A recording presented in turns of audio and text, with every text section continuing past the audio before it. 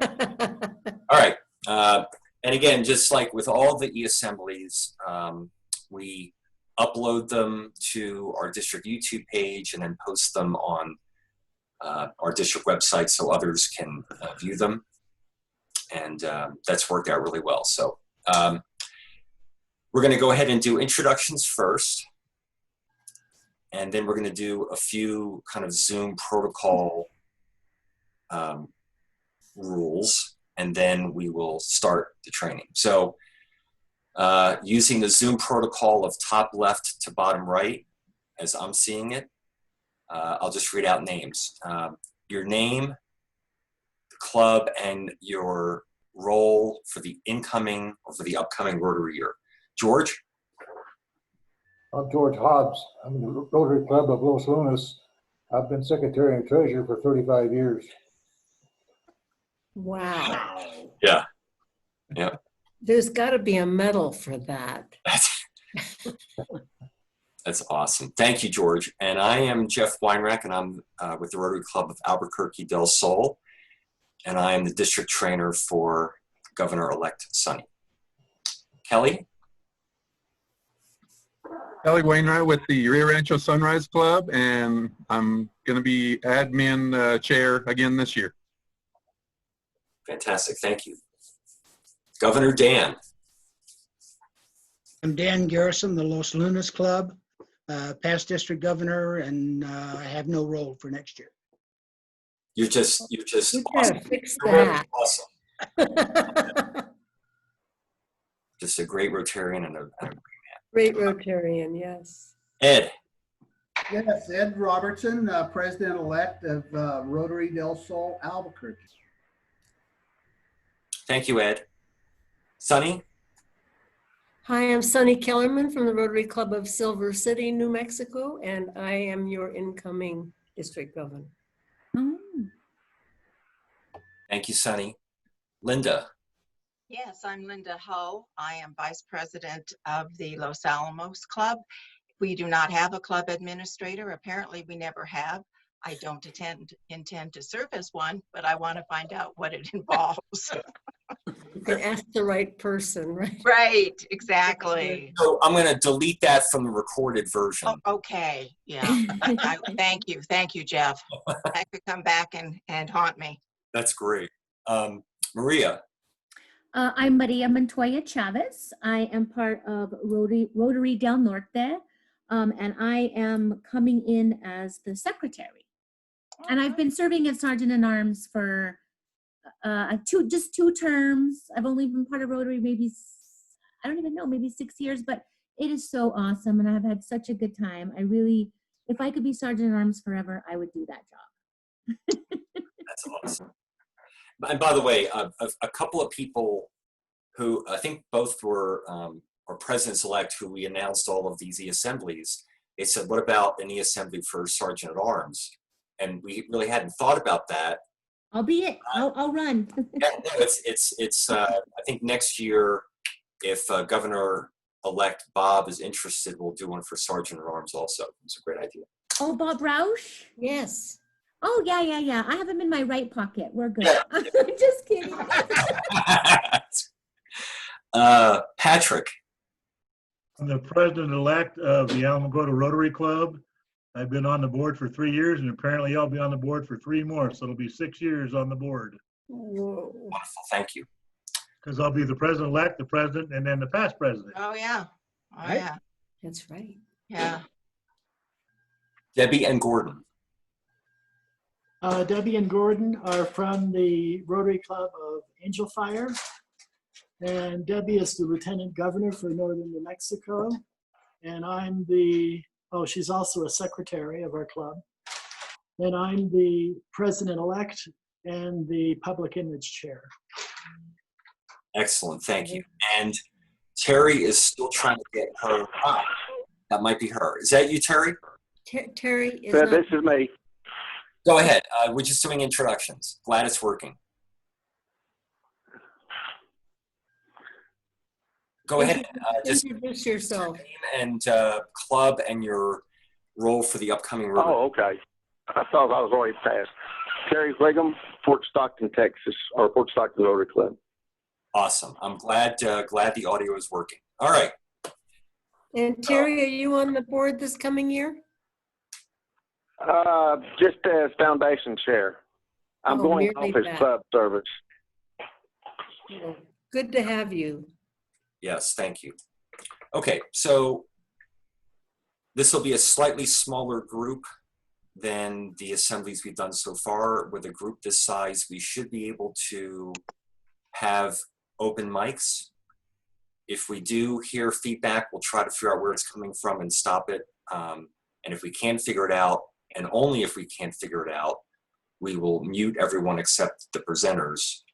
But again, I'm hoping that's not the case. We want this to be very interactive for a couple of reasons that we will get into as we start the presentations. And Dan and I are going to be presenting tonight, and I will be starting, and I'm going to share my screen.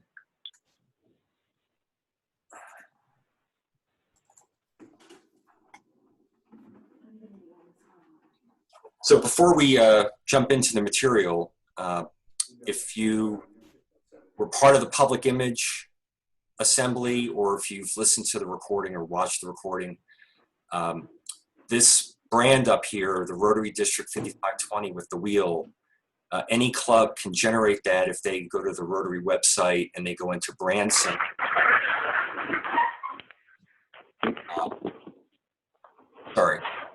So you can go into brand center and you can put in information like your club name. In this case, you put in District 5520. So this is a created logo for brand center. And I'm trying to figure out where that feedback is coming from. Okay. Okay, so just a note for those of you who may be interested. All right.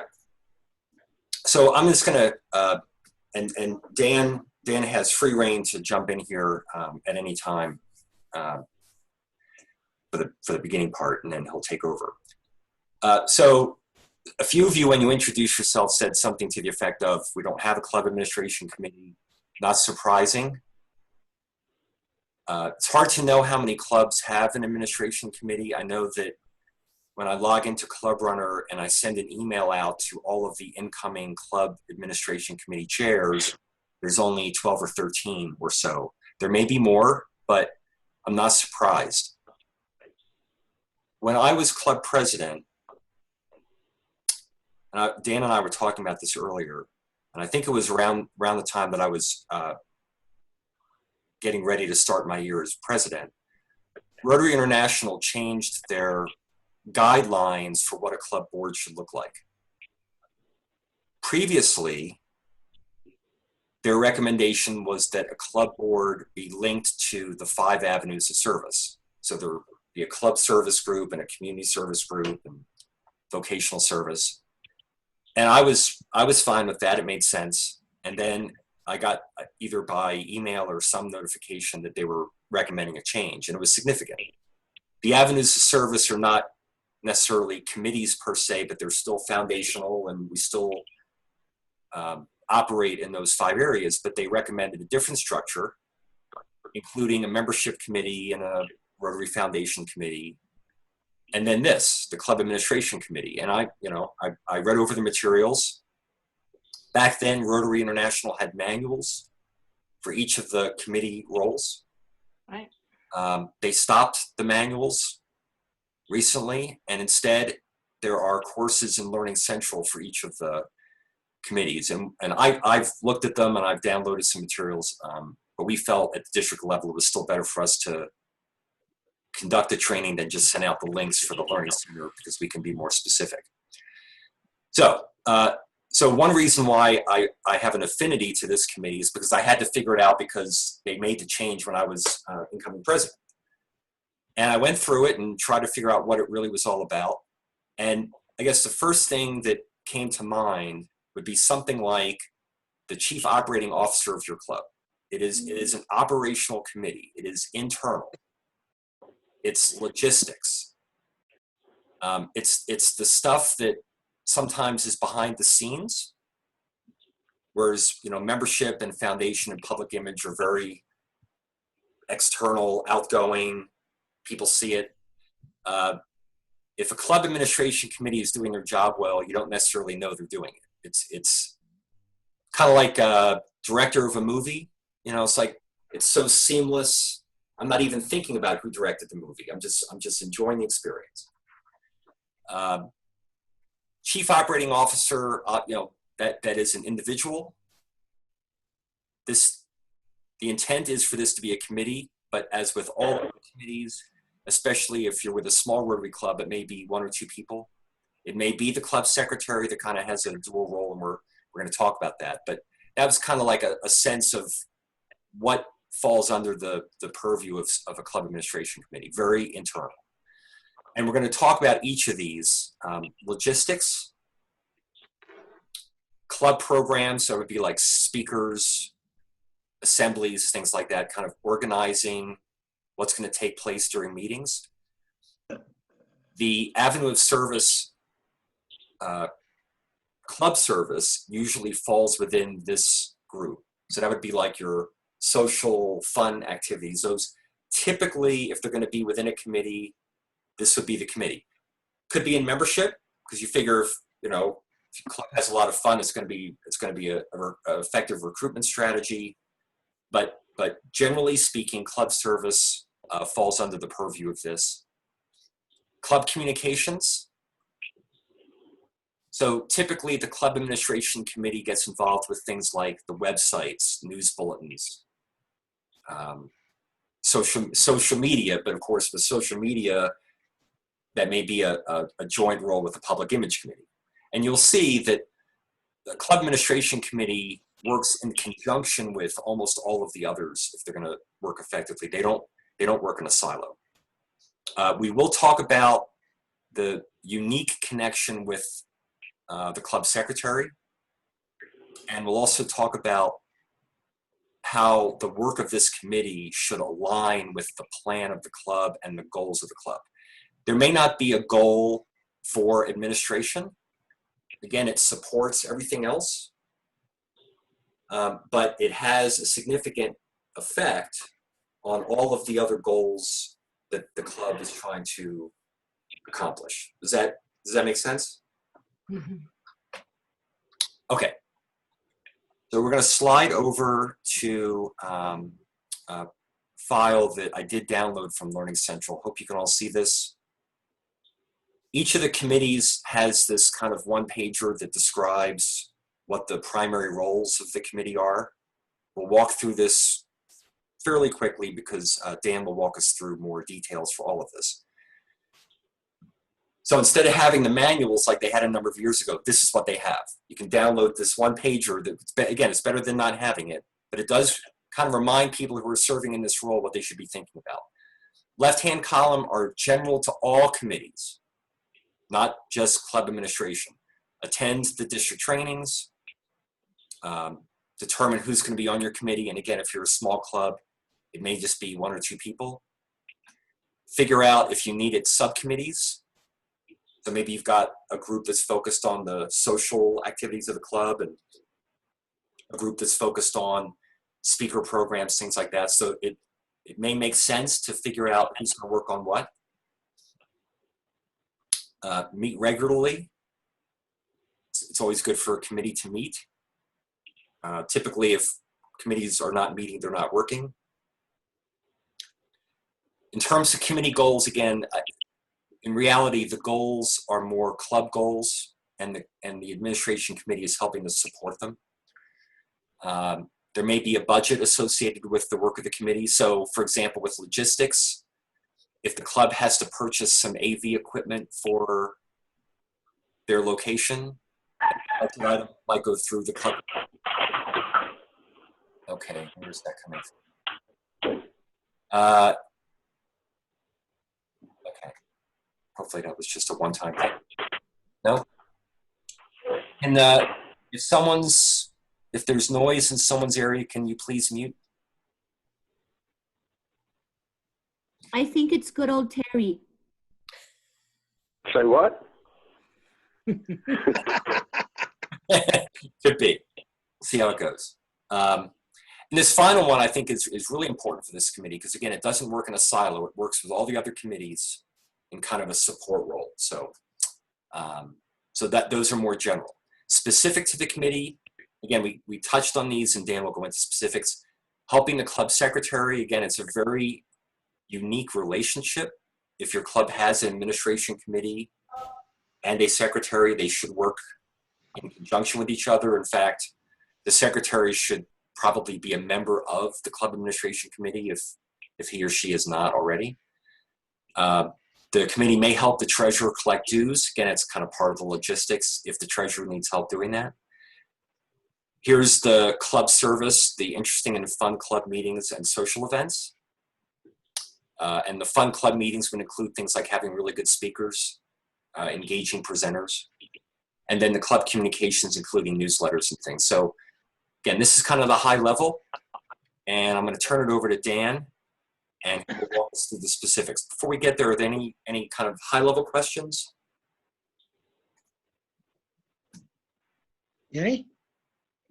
I have a comment. Yes. Just want to call out that as with so many aspects of Rotary, when you try to put it down on paper as a list, it can sound kind of dry. And my personal philosophy is that the environment we create has everything to do with not only how successful we are, but also our quality of life.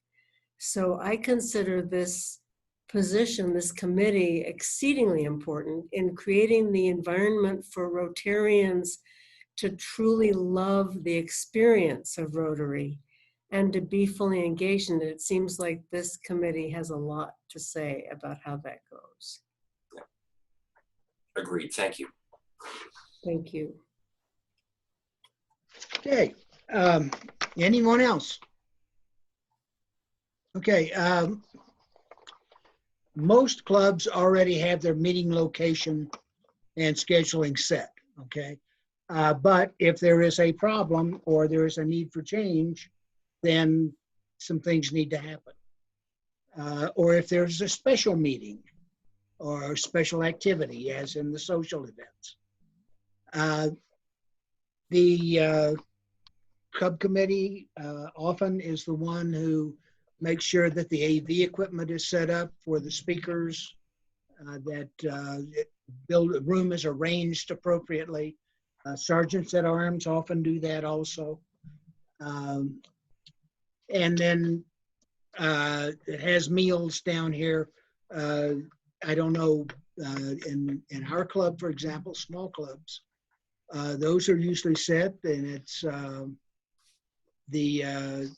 our secretary does a lot of these things because he knows how to do it, and we don't need a committee to do that. And we work with our restaurant owner, who is also a member of the club, but sees that we have variety and things of our meals. I know one club did not have that working one year, and the governor showed up to give their talk, and there were no Rotary banners, there was no podium, there was no bell, there was no nothing.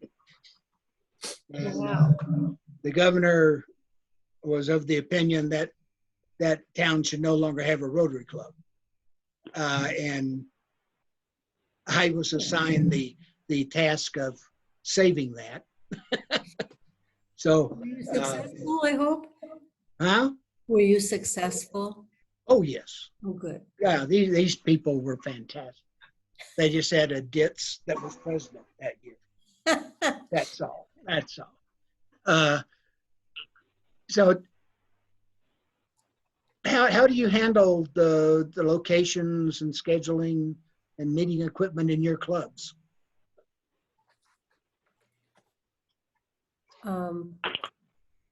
Sergeant at Arms does a lot in ours in terms of getting the banners and lectern ready and badges out.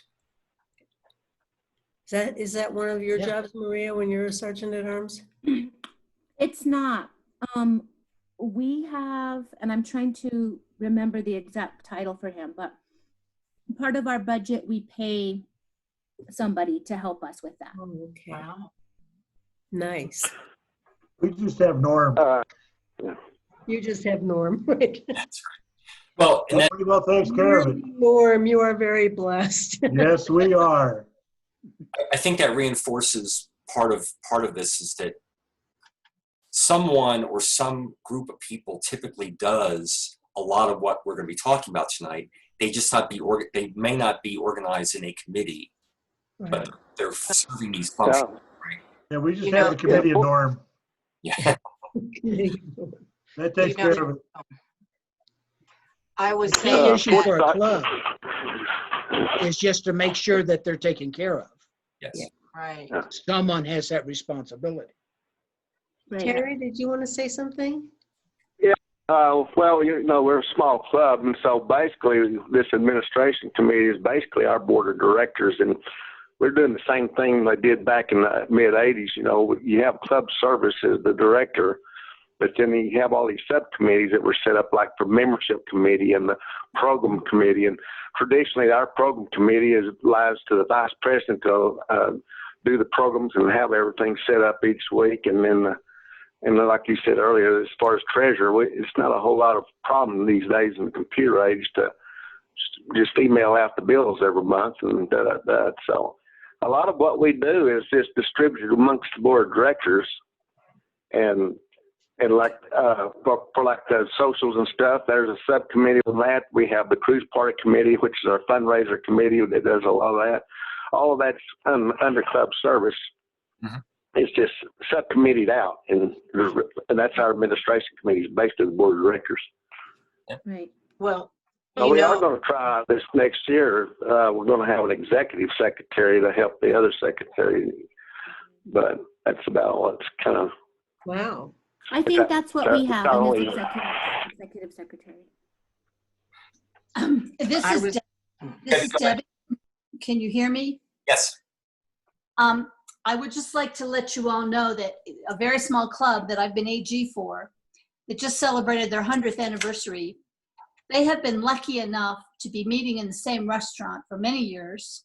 And that restaurant hosts all of the clubs in the town. So when you go there, you see the Kiwanis banner and you see the Lions Club banner.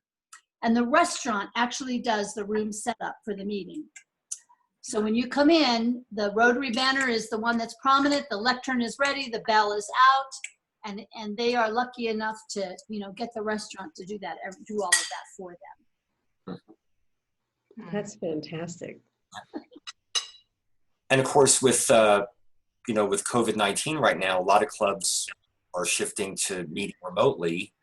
So someone or some group of people figured out how that was going to work, the logistics of that. So that would be another example of kind of short-term location and scheduling and logistics and equipment and all of that, just for the purposes of keeping the meetings going while we're not meeting in person. Yes, this is Ed, Albuquerque del Sol, and we've been lucky enough to have a member by the name of Robert Brown, who has set up our meetings for decades, I think.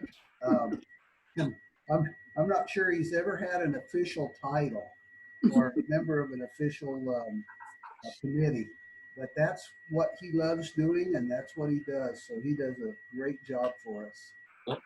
That is valuable. Yep. Okay, let's move to the next one, Jeff. Programs. This has a committee doing the choosing guests, presenters, topics, that kind of thing. I am assuming with a club survey.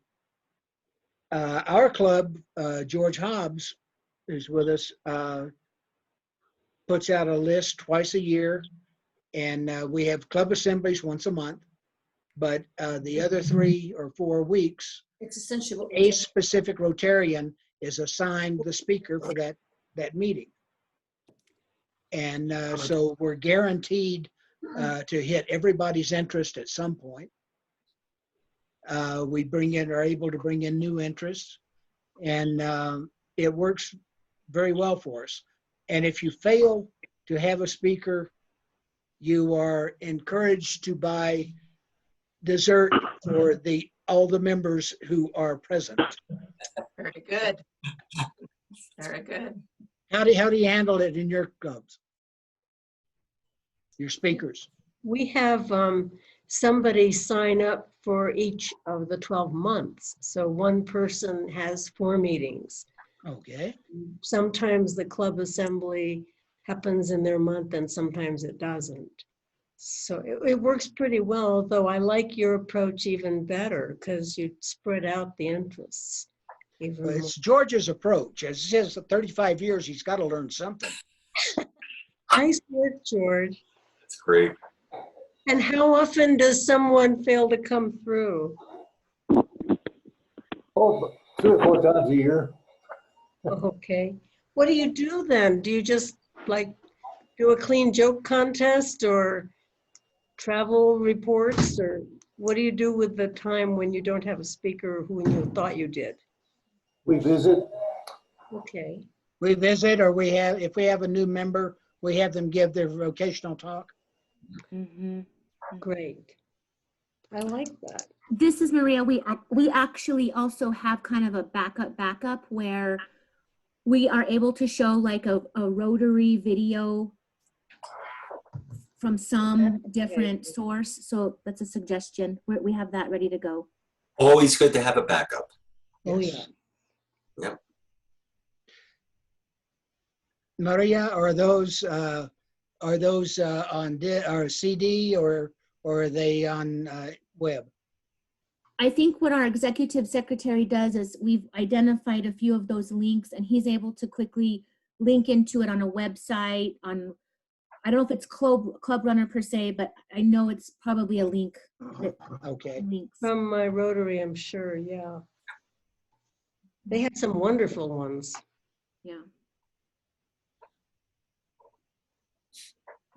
You know, I was saying. Linda, how do they do in your club? Yeah, well, I was saying earlier that I was not, we didn't have a club administrator, that I serve as vice president. And I think I actually do serve as club administrator after all. I am one of 3 people in charge of the logistics, the meals, the room setup and takedown. I personally arrange 48 of our 52 meetings. The others are holidays or parties. And I do a lot of the club service. I interact with almost all of the board members. I've been a board member for 15 years. And I do the social secretary things, get well cards, sympathy cards, what I would call the nice touches. And I think I must be the COO after all. I may have to change my title, but I might have to try and lure you to our club. Oh gosh, it's just amazing. This really fits because I don't think we explored the club administrator role enough to realize that when they suggested that they call my position vice president, that this was really incorporating almost virtually everything.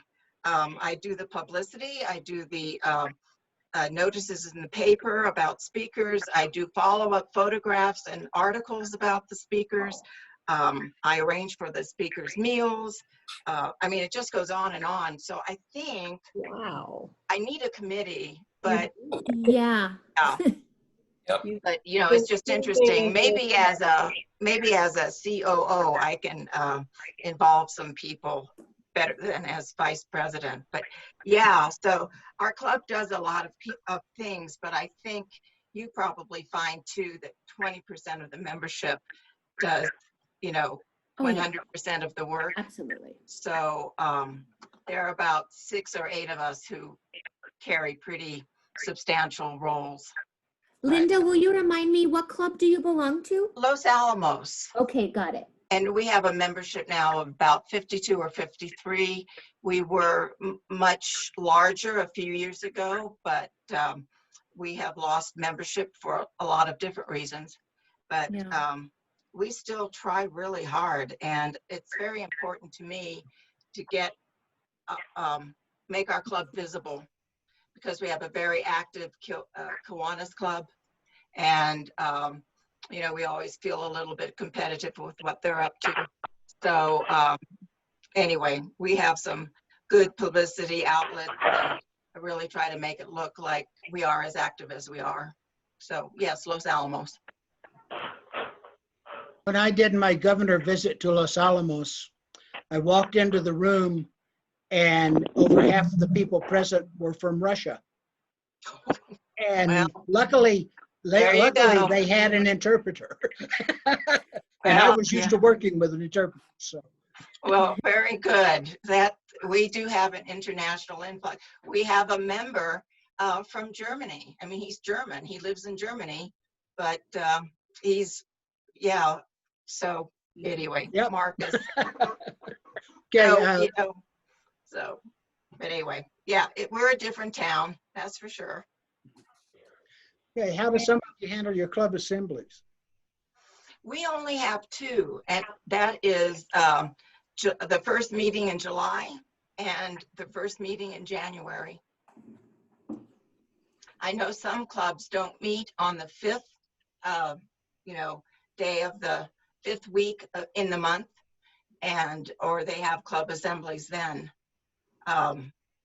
Just as, you know, making it 4 meetings a month with the fifth one, if there is a fifth week, with that meeting being a club assembly. So it's a little more frequent but sporadic, but we just do 2. When we do an activity or a fundraiser or anything, we end up with everybody being involved. And so Right. we use our club assemblies as our planning and our, you know, assignments kind of time. Yeah. We find that we have to actually, it works better in our club if we ask people individually rather than send around a sign-up sheet or meet me after the meeting and let me know if you'd like to volunteer. If we actually personally invite them to serve in a capacity, it works much better. That's probably true for a lot of clubs as well. But we do find that just soliciting in general doesn't get us the volunteer help that we usually need. Anyone else? You have different ways of doing the club assemblies or not doing them? We have one at least once a quarter, Okay. and they've been incredibly useful. And a chance to update people on everything, internationally, district-wise and club-wise. And I like doing surveys, you know, finding out what people are expecting or wanting or wishing would happen. Really helpful. Mm-hmm. Terry, you've been trying. Do what? Well, we have a club assemblies, but it's primarily end of the year when the transition from one year to the next, and then before ever our fundraisers, preparing for it, whether it be the golf tournament or the cruise, and then any other projects such as kicking off the grant. And it's kind of like what Dan had talked about. You know, a lot of it's just, you know, the meeting becomes a planning deal for whatever activity is going to be around the corner. And then occasionally when the programs don't turn up, well, then I get delegated to be some program on the foundation or something like that as backup. And that bores everybody, so we always bring that on them. They don't come if it was pre-announced. I don't. Okay. Okay, Patrick, what does your club do? Well, we basically do the same thing. We just have the assembly when we have a changeover. And every once in a while when somebody doesn't show up, we try and fill it in with the Rotary information about the foundation or an upcoming something we're trying to do or a special project we're trying to do in town. It's really very sporadic at best. Okay. With one of the things that I think we all need to understand a little bit is that the United States is a little less formal in the way we do things than are Europe and Asia. Okay.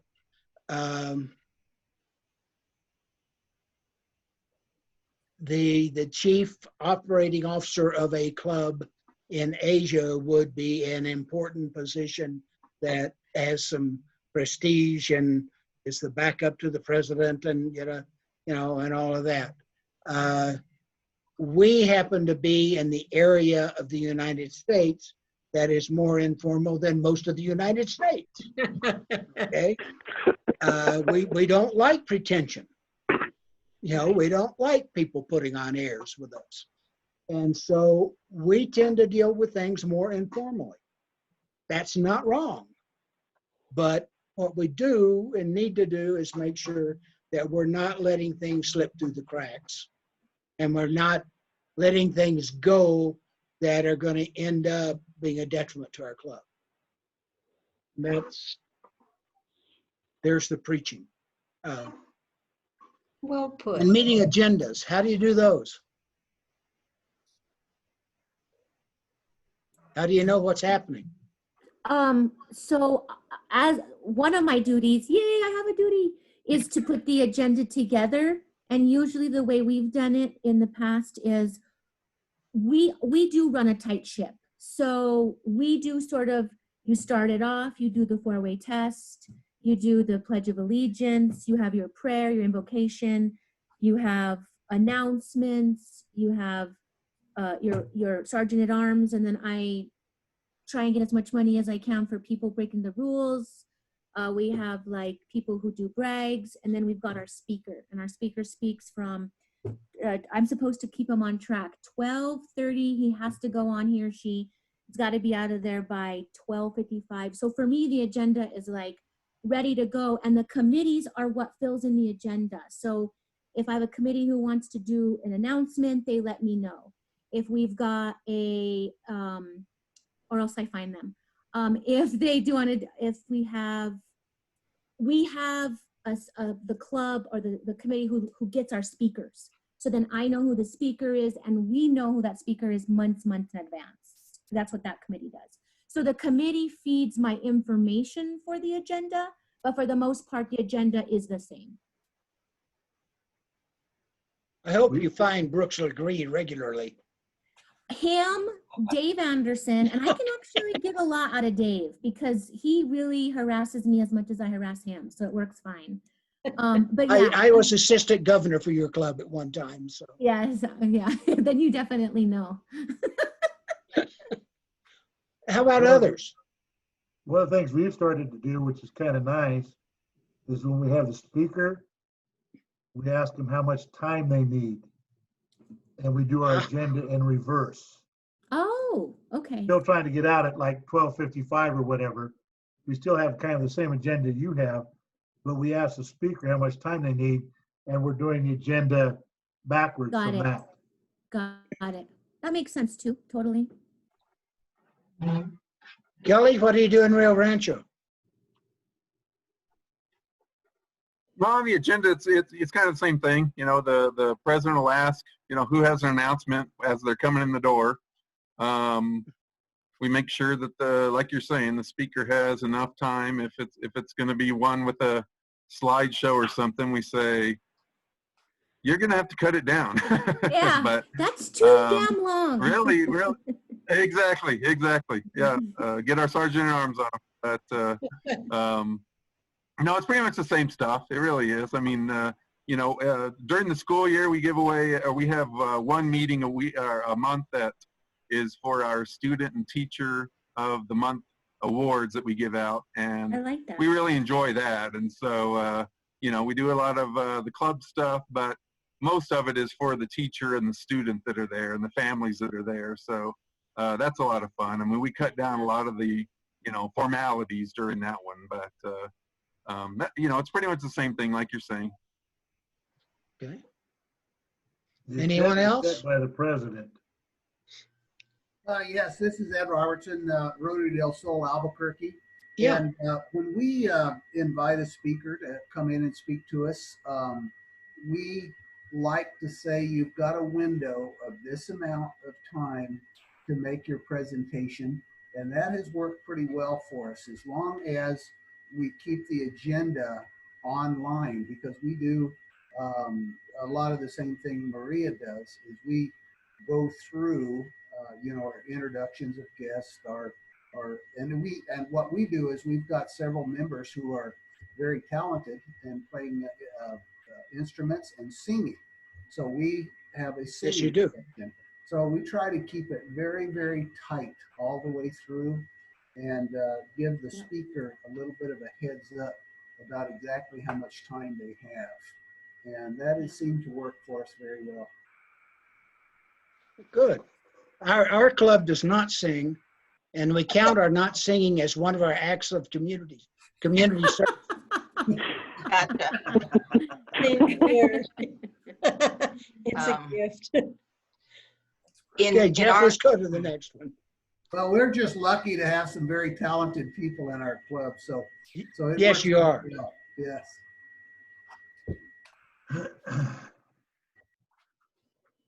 Club social activities. Who plans those in your clubs? Once again, Linda. Chief Operating Officer. um, we have another fellow, Skip King, and I, we're kind of joined at the hip on Rotary things. What he isn't doing, I'm doing, and vice versa. So Skip generally does plan our social activities, but I get the word out.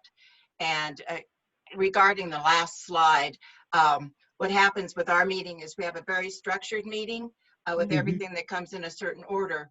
But first of all, I send out a meeting friendly confirmation to the speaker with all kinds of information about how long their window of time to speak, what the link is for our Zoom meetings, and I also tell them about our club, so they won't be so they'll know that we have scientists and educators and real estate agents and different kinds of people, that we have 50-some members, and then I put a little blurb about Rotary, because many people don't really know much about Rotary when they come to speak to us. So it gives them a little heads up about what kind of service organization we are. And then I send out on Sundays a reminder to the members about the meeting, who the speaker will be, who our sergeant of arms will be, who's collecting fines, and just different information, so that they'll know on the Sunday before our Tuesday meeting what to expect, and hope that that's enough of a reminder to get them to attend. So that's what we do. Thank you. We have a social committee, and so I've definitely been on lots of committees, and I've been on the social committee, and that's super fun. Like, that's the one committee I could be on all the time. So we've got a whole committee, and usually it's kind of a big committee. So we probably have like 7 to 10 people on it, because we're a big club. So that's how we do it. Yeah. Good. How do smaller clubs handle it? Terry, how do you do it in Fort Stockton? Well, basically, it's a subcommittee of the club service, as far as fellowship and the and entertainment activities. But a lot of the planning is actually done during the monthly board meetings. So if we got something coming up, they throw a bunch of ideas, and then it's up to our subcommittee to put it together.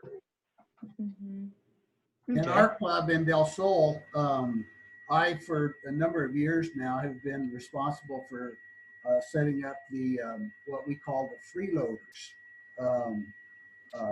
And that's what we've done for once a month, and that's to all the members in both our satellite group and our regular club meeting.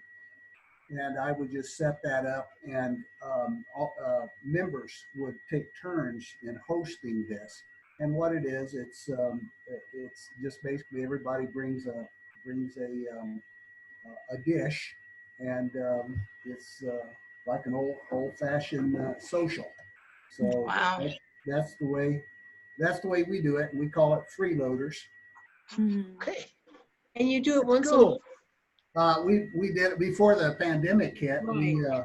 We did it once a month, and every once in a while, and you know, we would get a host, and we would all meet in their house, their backyard, whatever. Wow. We'd have a great time.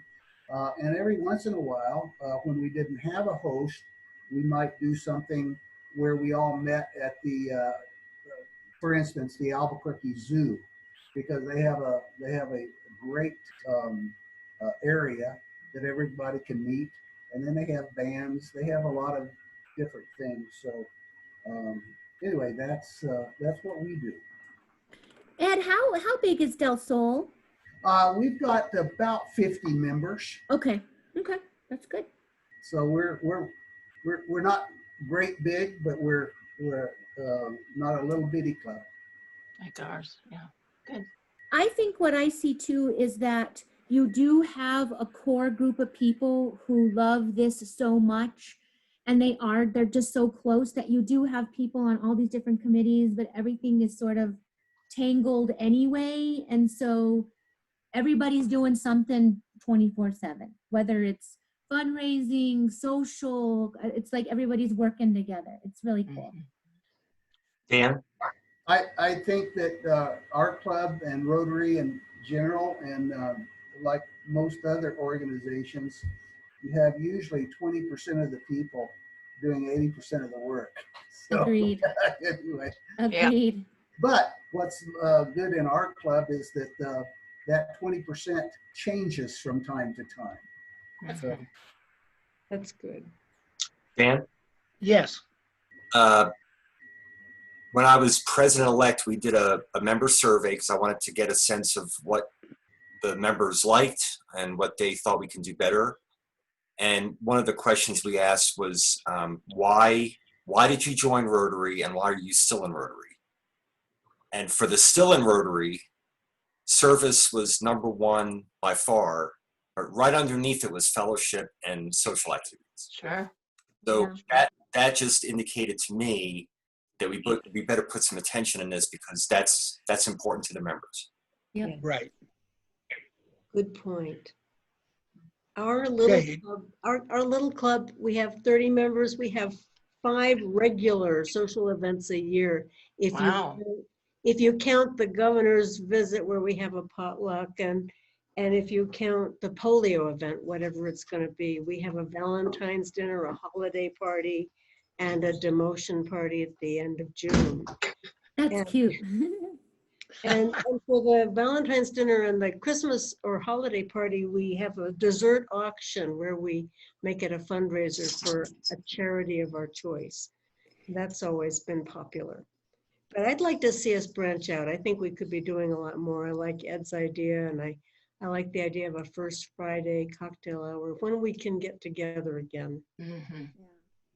Well, you got a little walnut. That's true. We've got that. Yeah. That's where we used to go for a beer. Sonny, tell me where you're at. I'm in Sonny? Silver City. Silver City. Okay. Oh, wow. I'm writing all this down because it's awesome. It's so cool to see everybody across the state and doing good work. And Together, isn't and it? Maria, where are you? yes, sir. Where are you, Maria? I'm in Albuquerque. I'm Albuquerque. I'm Rotary. No, Jesus. I haven't even had anything to drink. I'm oh God. It's Albuquerque del Norte. Del Norte. Okay. We wrote it down. Maria, that's okay. Thank you. There's been more than one time when I've been asked to introduce myself, and all of a sudden Del Norte would jump into my mind, and I could not for the life of me remember Del Sol. So Okay, good. I That's what just happened to me. I Yeah. Yeah. understand exactly where you're coming from. Thank you. Hey, Waiting for that to happen. one of the things suggested here is to include family and friends in these. Do you do that? Yes. And Yeah. prospective members. Definitely. The excellent opportunity to produce potential members to the club. I know some of the clubs in El Paso specifically have a social event for prospective members where they get to meet each other and in Rotarians and decide, do we fit or not? That's a really, really good idea. We've done that. We call it an introduction to Rotary cocktail hour. That's nice. Wine and Oh. cheese and copies of the Rotarian, and mostly fun, but we take 5 minutes to share why we're in Rotary. And then we have a pool of people to pester for the rest of the year. Good. Very good. Hey, Yeah, at the Sunrise Club, this year, a president decided that he's gonna, so every third week, in lieu of a meeting, we have a social event that evening instead. So we go to one of our local pubs or local restaurants and again, invite, like it says on the screen there, invite family, invite friends, invite obviously, potential members that can come by and, see us in the non-formal setting that we can still talk to them about Rotary, but they can see us with our hair down, as they call it. Yeah. That's great. hey, And it's this worked out. We've gotten a couple of actual members this year, so it's really good. Wow. That's Good. good. It's great. the Rotary Friendship Exchange. How many? I know Del Norte is very active with this. How many they of are. the rest of you had members involved in the Rotary Friendship Exchange? Port Stockton. Los Alamos. Silver El City. Gordo. Yeah. I've had people tell me that since they discovered Rotary Friendship Exchange, they found a new favorite part of Rotary. That's cool. Yes. That's probably true. That's true. It's Do all of you know what it is? Yes. Yeah. And Dan, if you don't, you'll speak up. Okay. this is Ed Let's go to Roberts. the next slide then. wait. Ed, Dan, go ahead. No, that's okay. Dan, on the Yes. Rotary Ship Exchange, I have not been personally involved in that, but we had a person in our satellite club that had a number of people come in from Texas. So how does that work exactly? Okay. A group, well, our head of the Friendship Exchange is Donna Padachi, Oh, yes. okay, for our district. All right. I understand how it all works now. When you said Donna, I That's understand. what you needed. You needed the Parachi. And then you knew. Right. Okay. But basically it's a group of Rotarians from one Yes. area or country want to visit another one. Yes. You pay for it yourself, but you stay with Rotarians. You're hosted by Rotarians, and then in turn, the Rotarians from the hosting district then visit back to the visitors, and they Yes. become hosts. We had that last time. We had a group from a foreign country. They were from South Texas. Oh, Did they Not get far, shots at not the border? crazy, huh? Yeah, and you still had the language barrier too. right. Well, I can say Get that shots at the border? I was born in Texas. I went to school in eastern New Mexico, so I was okay. So I'm bilingual. Okay. Yeah, I tried to convince APS that I was bilingual, that I spoke English and Texan. They didn't want to believe that. Okay. Okay, club communications.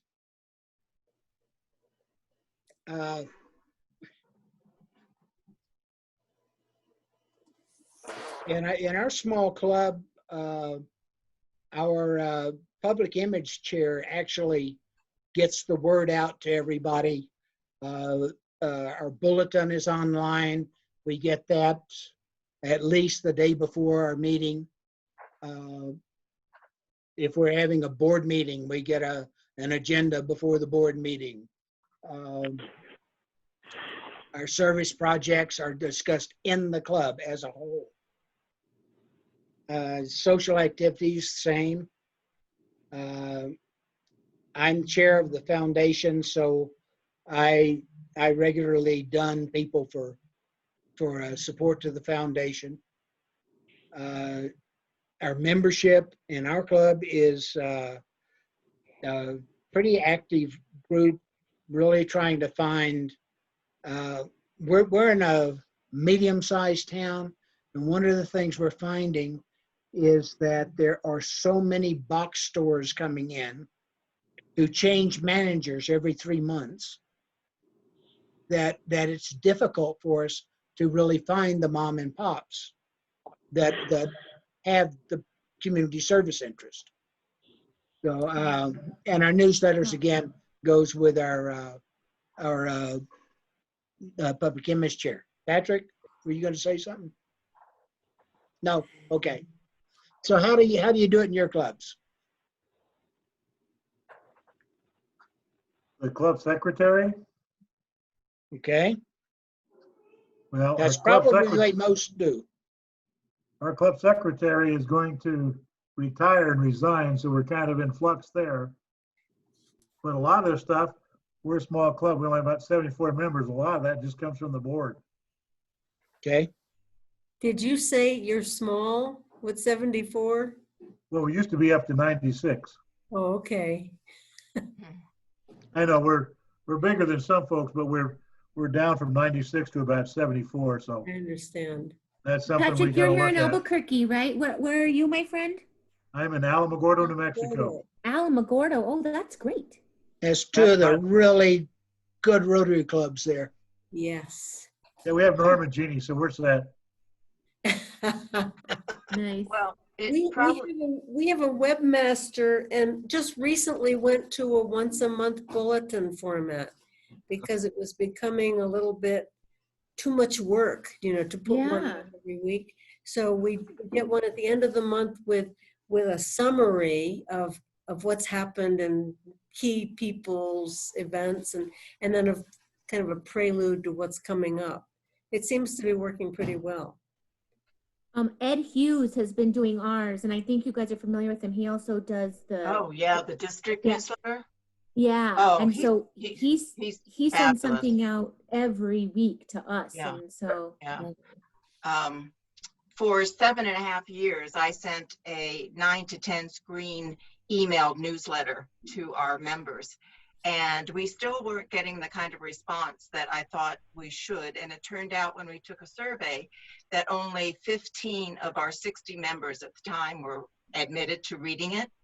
So we decided to discontinue the newsletter. So I send out a monthly calendar and then a weekly reminder, but I don't go to the extent of doing the newsletter, for which we'd actually won some awards from the district. So I was kind of sorry to see that go, but if you don't have readership, it's not worth the time. I'm sure it won't surprise you that I'm on the grants committee, but when it comes to social media, because I'm a member of the Jurassic generation, I have turned that over to some of our younger members. So we do that's good. See? Yeah. So Facebook and our website, I've turned over to people who are more comfortable than I am. So I'm right there with you. Yeah. As you can but tell. I can use a dial phone. And I don't think too many millennials know how. If you've ever seen Steve Harvey, he had the cast of Young Sheldon on there. Yes. And they showed him a rotary phone. They had no clue. It was pretty funny. And we did include texts. I don't know if any of you all are in a club that does group text, but I do know that some Rotary clubs do that. They just have everyone's cell phone numbers, and they just set up a group.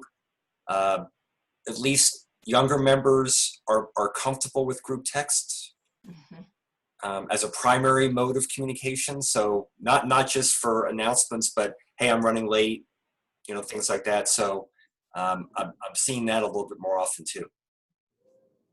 I think that's something for us to aspire to as we target younger generations. Yeah. Mm-hmm.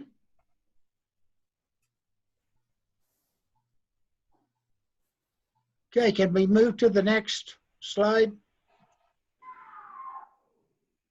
That's my background, sorry. My background yelling. I've got young kids still. Good for you. Okay, not that young, like 17 Okay. and 14. Just kidding. If you have the club administration committee, again, this is emphasizing the unique relationship with the club secretary. We've already talked about a lot of these functions in clubs. This club secretary does. And for the clubs that are large enough, like Del Norte, you need to have other backup. And that's what the club administration committee does. And even in that, it points out that the club secretary should be a key member of the committee. Remember, the club secretary actually gets more communication with RI than any other member of the club. And that's, they also receive it as well as send it. So they have a lot to do. Dan, I'm sorry. I think I'm going to be the club secretary. What are Okay. you saying that's going on? What's, what did I sign up for? The club secretary is actually in communication with Rotary International in Evanston more than any other officer in the club. Okay, I need to talk to the current club In secretary and fact, see what the more, not more than the incoming governor is going to be, but Thank you, Dan. yeah, you're the one who most likely will be filling out membership information and all that kind of thing for RI. And they will, when they send out if there's a disaster or a special program, you're going to get the notice. Okay. Okay. And even at the district level, I think most communications go to presidents and club secretaries with the expectation that it'll get passed along. Okay. With the I expectation the can't hoard the secretary will read it. information. Okay. I'm sorry, what did you say, Dan? With the expectation that the secretary will actually read it and the president probably won't know how to open it. Oh, boy. So,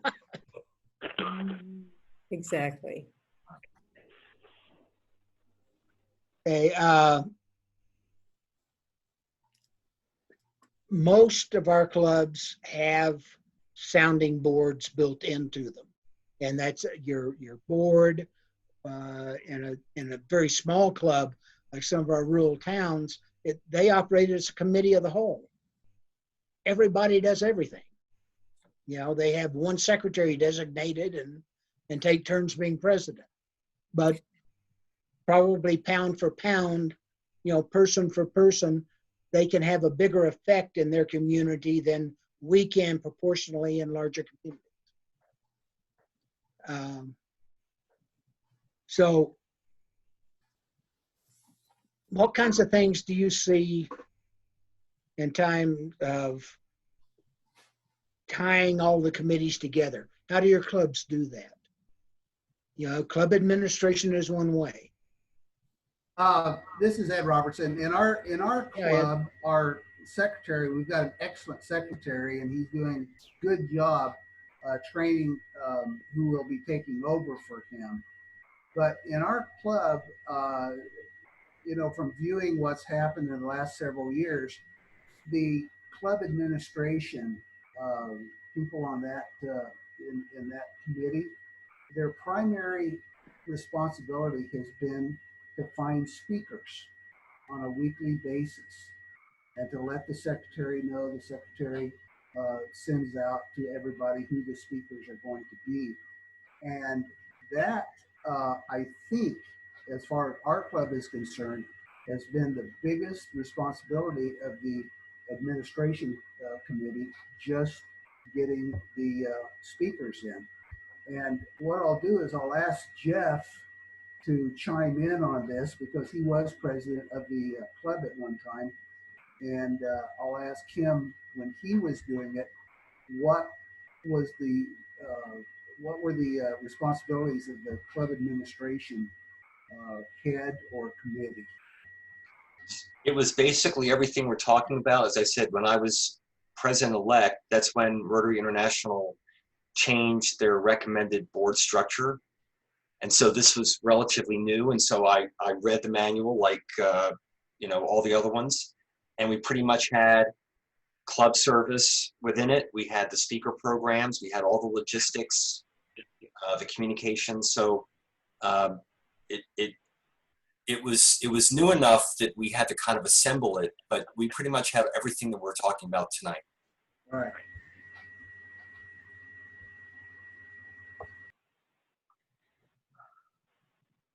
Anyone else? We have a chat. Oh, there is a whistling noise. Someone has feedback when they're unmuted. I think it's Ed.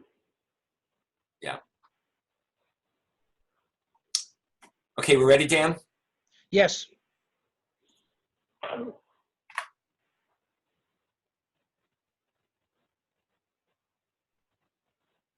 Okay. How does the effective club administration committee help support the following club goals? We've talked about the things that go into this, but the important part is who handles this in your club. Does it get handled? Sometimes we have a committee, sometimes we have committee of the whole, sometimes we have it goes to the board, or we can break it down and have the individual committees. Who determines your service goals, for example? What are the goals your club has this year in service to the community? In One our of the club, things- in Los Go ahead, Alamos, it's usually the board. Okay.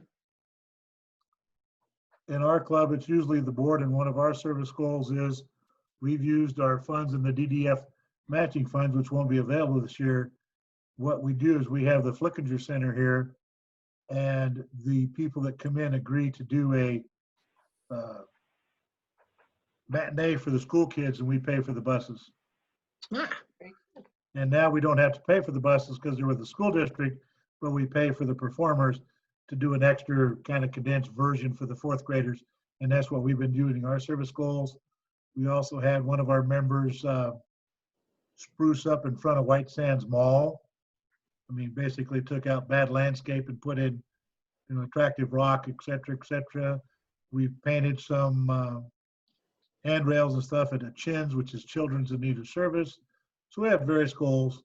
And of course, the RILA. And we have the RILA kids come. Of course, we won't do it this year, but they come and tell us what they thought of the camp. And that's one of our goals. And in the past, we've budgeted X amount of money. And then fortunately, the last few years, we will get more than we budgeted for. And in a matter of 5-10 minutes, we have the rest of it covered. Yeah. I do want to say I'm super sad about Ryla. I was very excited because my daughter was going to go. So I'm very sad. I was so excited for her. I didn't make her do anything. Her choices were Girl State and Ryla, and I helped her make the decision of Ryla. Yeah. Well, maybe we can send some to the seniors this next year. Yeah, that's what That's what we were told. Yeah. In our club, we've, I think, decided to, all of them, everybody that would qualify this year for RILA, if they want to go next year, we're going to go ahead and. We're going to offer it to them, yeah. That's our. I think my daughter has to reapply, but that's fine. That's okay. That's fine. Our club, this year we were sending 4 kids to RILA. But with sending them to RILA, we also include $1,000 scholarship Wow. for those kids. Right. We're still going to give the scholarship. Oh, that's great. Wow, that's We really also buy dictionaries for every 3rd grader in the school district. And you would be surprised how many 3rd graders are just so happy because this is their first book they've ever owned. Wow. Right. Okay.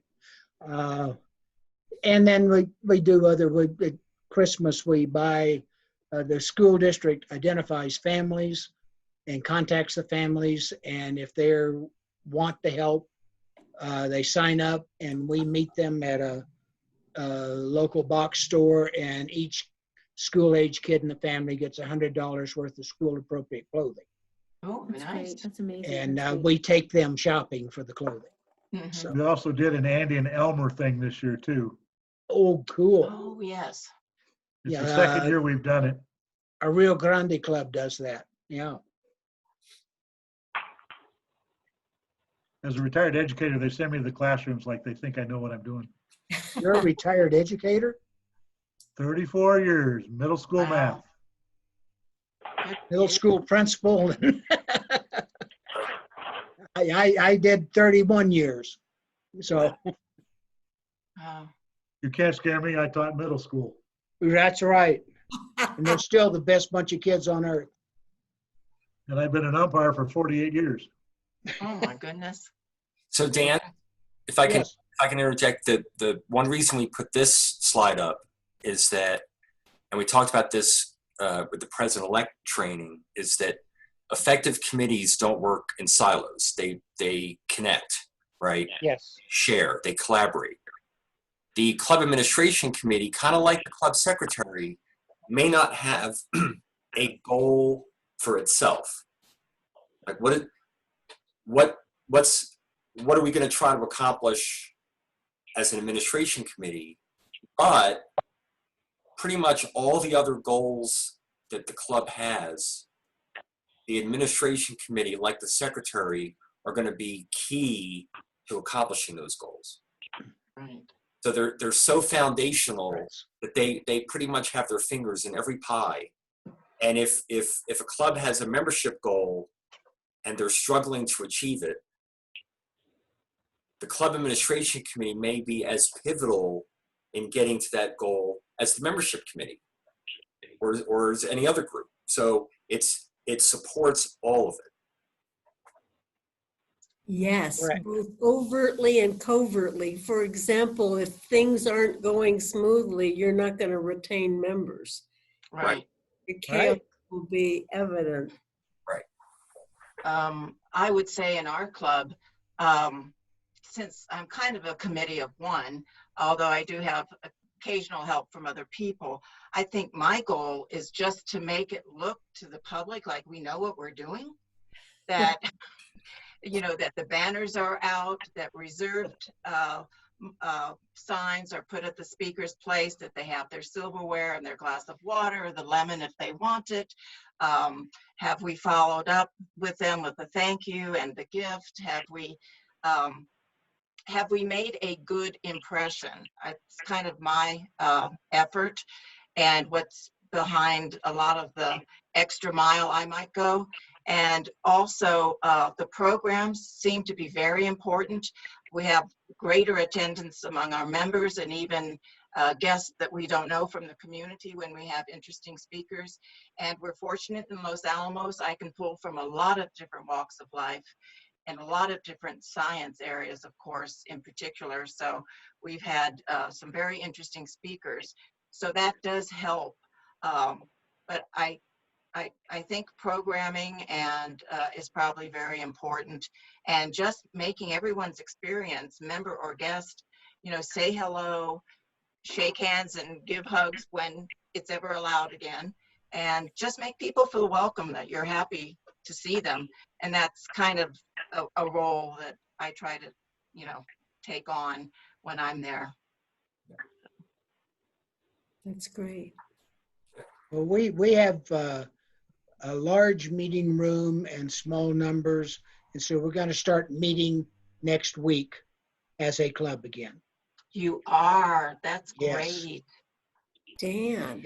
Restaurant owner says he can get us separated Wow. where we can do Dan, that. how many of there are you? There are about 30 of us, but at any summertime in the meetings, we may have 15. Okay, and I'm so sorry. Dan, Yeah. where do you live? He's Los Lunas. I live in Bosque Awesome. Farms, but I'm part of the Los Lunas Rotary Club. And I'm sorry, because you were the former district governor, I should know that, but I don't, I'm sorry. I'm under the impression, I could be wrong about this, that under the New Mexico Public Health Order, we're to avoid mass gatherings until the end of June. That was open on restaurants if they can keep the distance. You can have the meetings in interior. Okay. And at And 50%. Sonny, this is Ed Robertson, and we're also looking to start meeting again. And one of our members who owns Jimmy's Cafe here in Albuquerque, they can seat up to about 40 people. And I think our average attendance for our Thursday morning meeting is between 30 and 35. And he's got his tables all separated so that will accommodate us.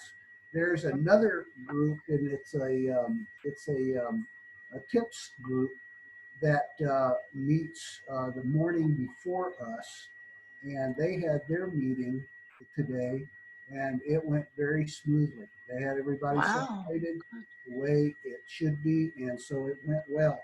So we're discussing right now when we might want to start with the face-to-face meetings, which may be next week or perhaps the week after.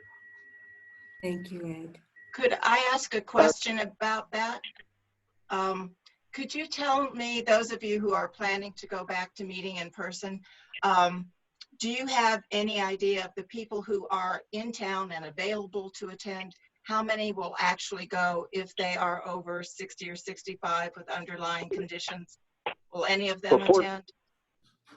Fort Stockton, we had our first gathering today at the Bill, and we had like 8 people that went to the restaurant where we normally go, but we also did Zoom for the rest of us people that weren't You that did, okay. brave, Okay. that we Zoomed in, and that made the residual of the membership. So you We're did doing the provide, same. you provided Zoom. That's a Okay, great opportunity. Thank you. I'm going to be doing all my club visits by Zoom, just so you know. So we'll need a Well, Zoom component when I'm Sonny, I'll be contacting you, so good. Good to know. And gas is so cheap right now, I can't believe. Hey, let's go to the last slide. Okay.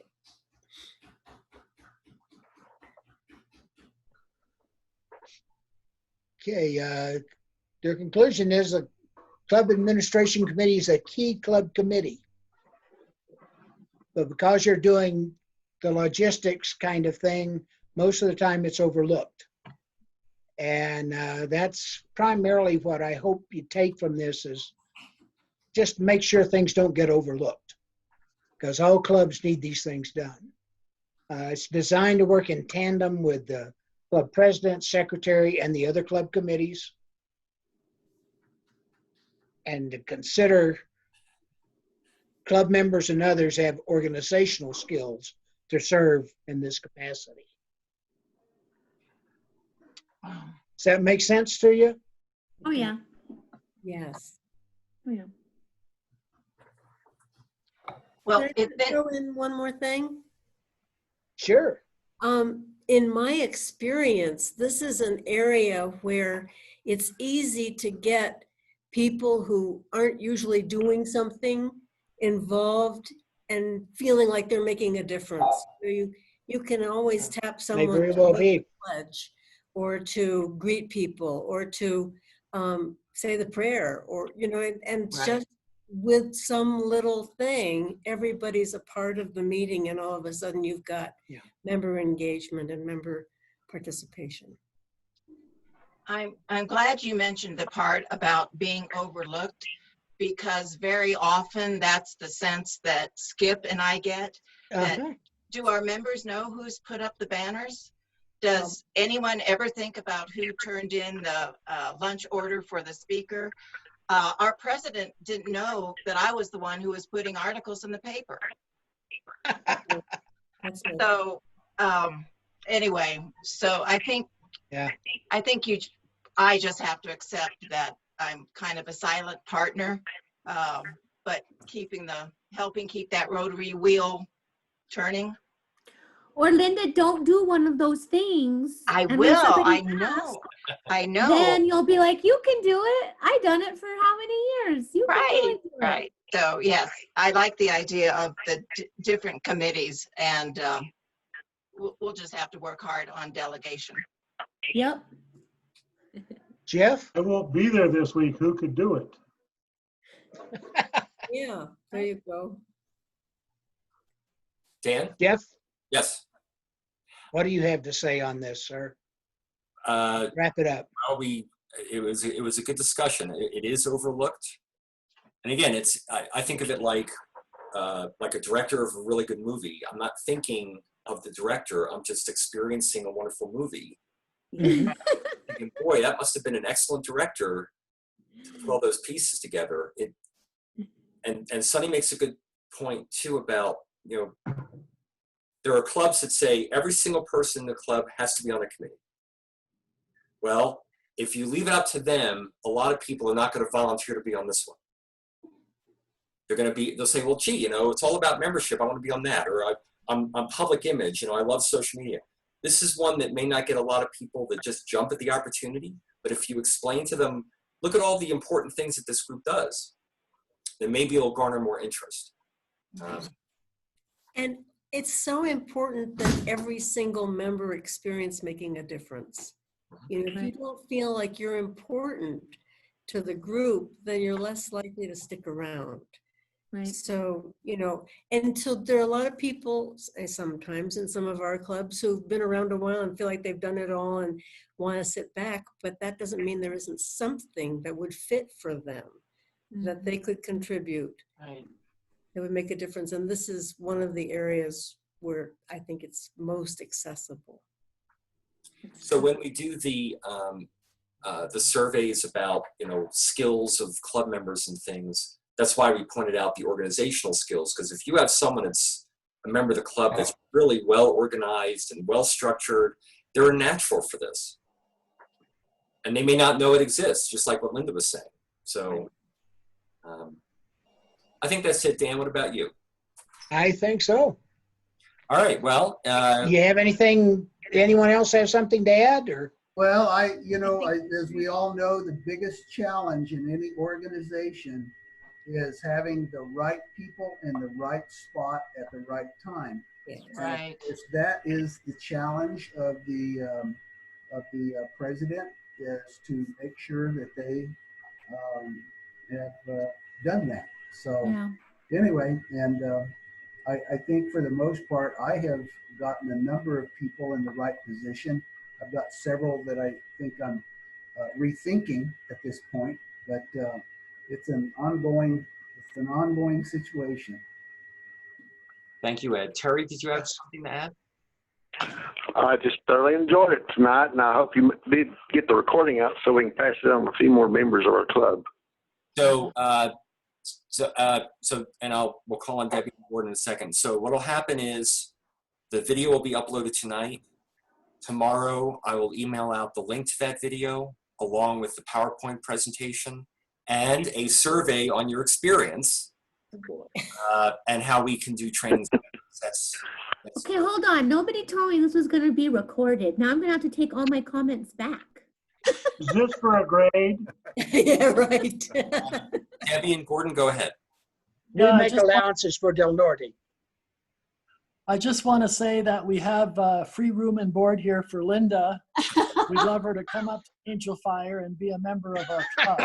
Oh. Hey, hold on. I've got stuff too. I can think of stuff. Great. They just take you up on it. It's great. Well, sounds like a little Rotary contracting business. There you go. Have organizational skills, will travel. There you go. Sonny, did you have something? Yes, I do. Jeff and Dan, thank you very much. This was an extraordinary e-assembly. Yeah, it was helpful, very good. engaging. Very Thank good. you all very much. So be expecting emails tomorrow morning. Okay. Thank you all very Good to meet you Thank all. you. Yeah, it was fun meeting you. Thank you all. Appreciate it. Take care. Thank you. Bye, everyone. Have a good evening. Thanks. Good night. Good night. Night. Good night.